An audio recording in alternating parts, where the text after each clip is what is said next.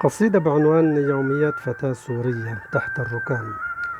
القصيدة دي من كتاباتي، كتبتها عن الزلزال الأخير بتاع سوريا، وإزاي إن سوريا بدت يعني كالبطة السوداء، أو إن الفتاة السورية دي يعني حكت كل شيء، وكان في إهمال شديد. مش نفس أدوات الحفر، مش نفس الدول اللي تسارعت من أوروبا ومن كل العالم.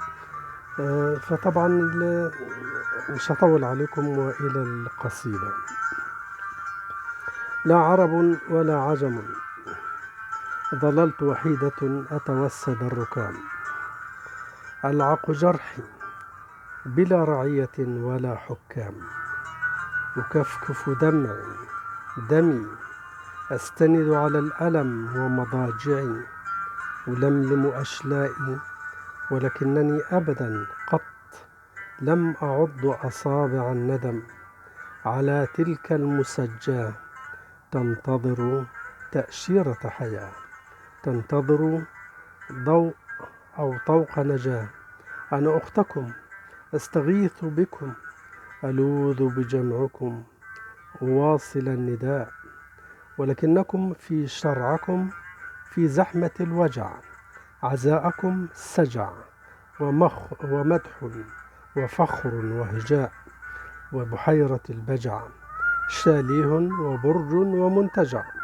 أنا ابنة البطة السوداء، لم يتبقى لي سوى الرثاء، حطم الزلزال ساقي، عقد ضفائر شعري، وإن بقي شعري ألملم أفكاري وأوراقي، وبقايا كلام بين الركام.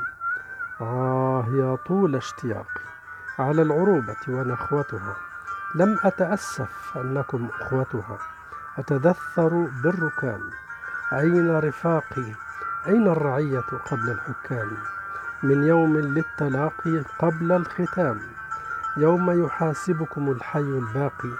لا عرب ولا عجم، خشب مسندة، صنم لا تحس لا تتكلم، وإن تكلمت أبيات من غيم، وشاهد زور وفعل مجرور، خصم وحكم، شعب وحكام. ماتت نخوتكم، دفنت وحدتكم قبل موتي تحت الركام. فلا معتصم ولا اختشينا متن في الحمام، ولأنني حرة دفنت 100 مرة تحت الركام. فأين سيف حمزة وجيش عسرة؟ يا لها من مفخرة أن نتبوأ المؤخرة، أن يبقى شعر عبلة وليلى وقيس وعنترة. قد مت بحيائي وكبريائي، والبيت أصبح مقبرة. بكيت نعم، ناديت نعم، وبح ندائي، وتشابكت حروفي مع الحصى والألم. من يسمع النداء؟ من جاء؟ والركام يصفعني صبح مساء. لا مطر، لا غوث، لا ماء، من يروي العطش غير الدماء. أنا أختكم لم يصغ لي أحد سوى الواحد الأحد.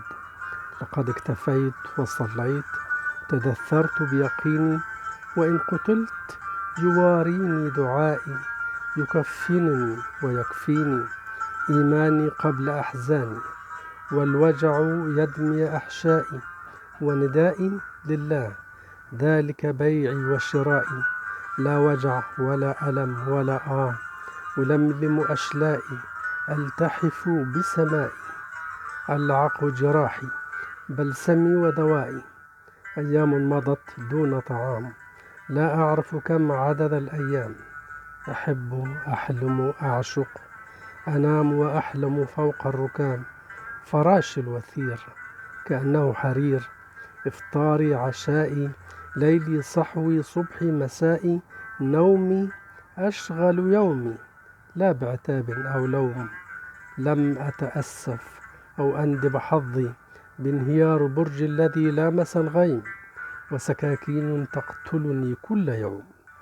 فحظي وبرجي الحقيقي أسكنه، ويسكنني بين النجوم، بالحب، بدعائي، بأملي ورجائي، بقربي أن ألقى وجه ربي، أزف إليه ذلك فرحي، ألعق جرحي.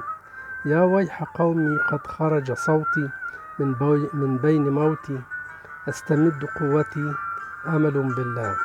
قد سمع الله دعائي، لا برجائي لأشقائي، لا تتقبلوا في الموت عزائي. قد نال الزلزال مني كل شيء، ولكنه أبدا قط لم يفض بكارة غشائي. شكرا.